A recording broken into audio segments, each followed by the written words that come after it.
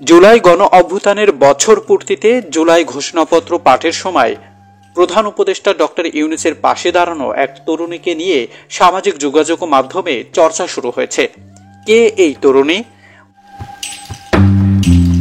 প্রধান উপদেষ্টার ঘোষণাপত্র পাঠের আগ মুহূর্তে বক্তব্য রেখেছেন তিনি। খোঁজ নিয়ে জানা গেছে এই তরুণী জুলাই গণ অভ্যুত্থানের শহীদ মাহমুদুর রহমান সৈকতের বোন সাবরিনা আফরোজ শ্রাবন্তী। গত 19 জুলাই শহীদ হয়েছিলেন সৈকত। সৈকতের মৃত্যুর পর রাজপথে স্মৃতিচারণ সভায় জুলাই ঘোষণাপত্র পাঠে একটি মুখ বারবার উঠে এসেছে সামনে।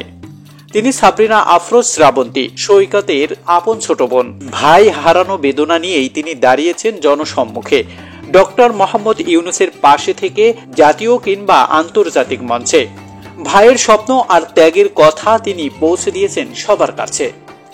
সূচনা বক্তব্যে সাবরিনা আফরোজ শ্রাবন্তী বলেন, 1 বছর আগে 19 জুলাই আমার পরিবার যখন আমার ভাইয়ের নিহত শরীর শহীদ সোহরাওয়ার্দী মেডিকেল কলেজে পাওয়া যায়, তখন দেখা যায় তার মাথায় ছিল রক্তাক্ত ব্যান্ডেজ। মৃত্যুর কারণ হিসেবে লেখা ছিল গানশট। আমার ভাইয়ের উচ্চতা ছিল 6 ফুট 2 ইঞ্চি। আমার ভাইয়ের উচ্চতা নিয়ে আমার বাবা গর্ব করত, অথচ সেই উচ্চতায় তার জন্য কাল হয়ে দাঁড়িয়েছিল। তিনি আরো বলেন, আমি এবং আমার পরিবার যখন দেখি আজ আমরা পুরো দেশের পরিবার হয়ে গেছি, তখন আমরা কিছুটা স্বস্তি বোধ করি। দেশের ভবিষ্যৎ নিয়ে আশাবাদী হয়ে উঠি। দেশের ভবিষ্যৎ যখন অন্ধকারাচ্ছন্ন মনে হচ্ছিল, সামনে কোনো আলোর দিশা খুঁজে পাওয়া যাচ্ছিল না, তখন এই সফল গণ অভ্যুত্থানে আমাদের নতুন বাংলাদেশ গড়ার স্বপ্ন দেখালো।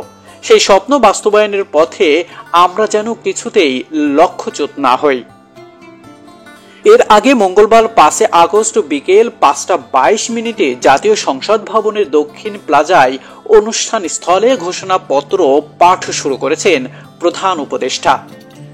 ঘোষণাপত্র পাঠ অনুষ্ঠানে বিভিন্ন রাজনৈতিক দলের নেতারাও অংশ নিয়েছিলেন।